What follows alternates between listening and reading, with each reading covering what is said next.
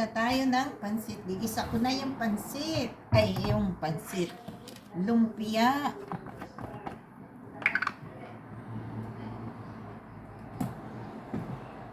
Yan, gigisa ko na yung lumpia.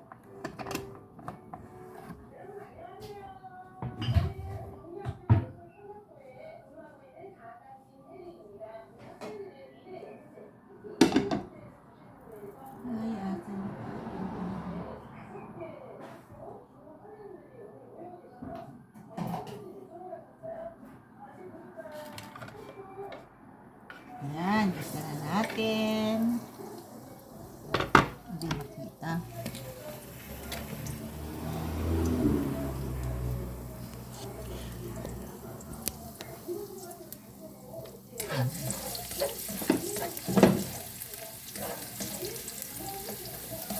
Ito na yung gagawin kong lumpia. Ano lang ito, pambahay lang. Hindi ano ang dami ng ng ingredients. Kasi ako lang ang kakain. Basta importante merong gulay. Ayan.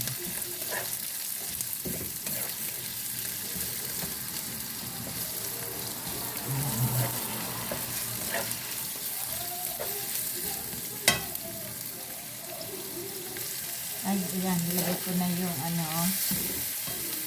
yung manok na hinimay ko. Ayan. Nilagay ko na, nalagyan ko ng paminta.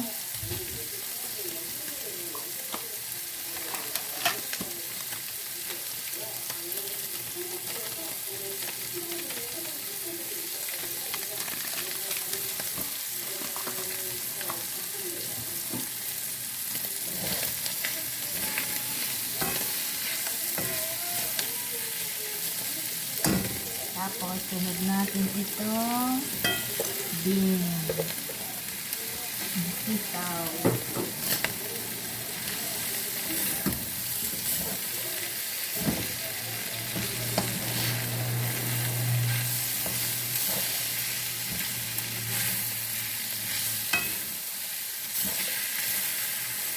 Yan, ganyan na ako mag-isa, Yan.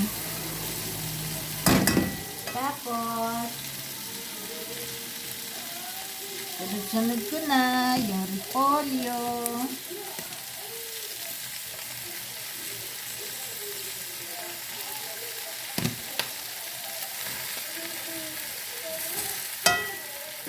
Lagyan ko ng konting sabaw ng manok para hindi manikip yung sa ilalim.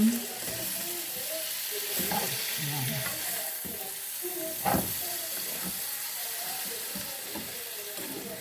Para hindi siya malikit.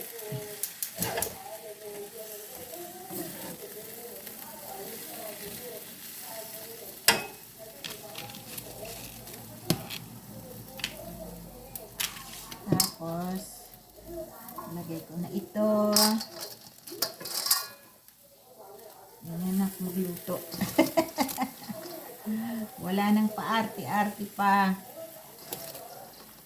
Yan, si Lola magluto. Ayan.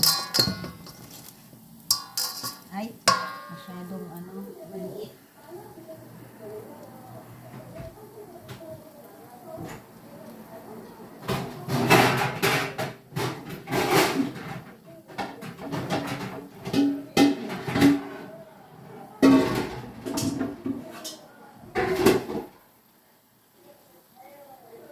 Hindi kakasya sa kaya ililipat ko. Ililipat ko dito sa malaking lalagyan. Ililipat ko dito kasi hindi kasya.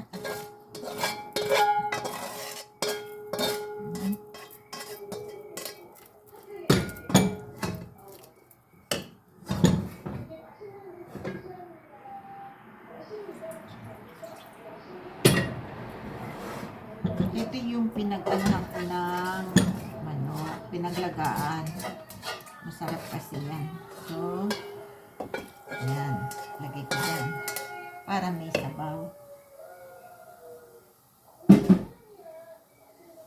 May sabaw ng konti kasi nahalo ko yung ano. Ayan. At least, mailagay na yung repolyo. Lagay ko na. Saka ito. Ayan.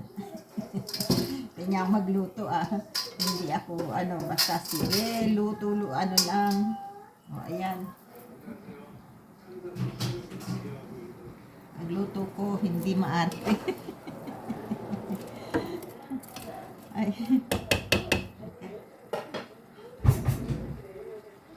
Hindi maarte, si Lola.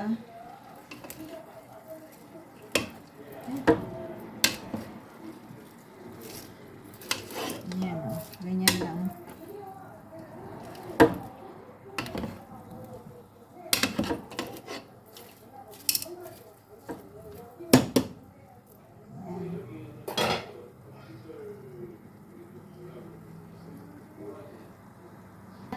Ayan o.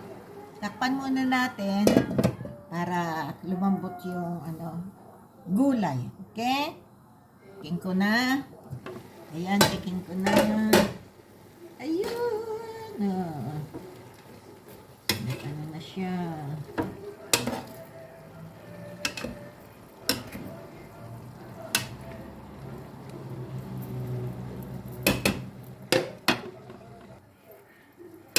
Yan, haluin na.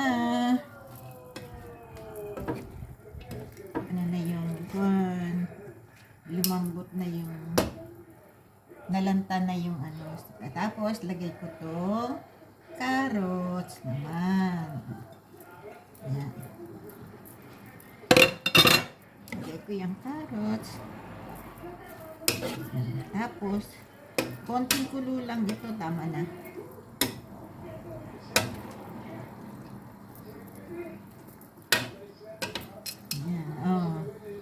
Sarap, bango. Sarap.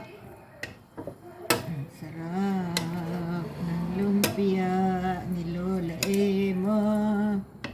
Yan o, simple lang gulay. Ganyan. Tapos, yan. Ganyan lang ha. Yan. Takpan ko uli para isang kulo, tapos patayin ko na.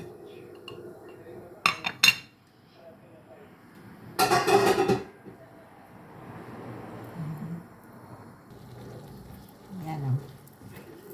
Luto na.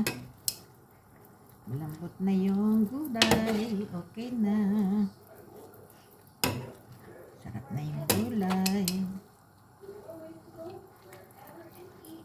Tikman ko nga.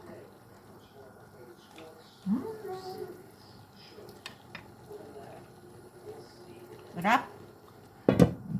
Yan. Okay na. Luto na.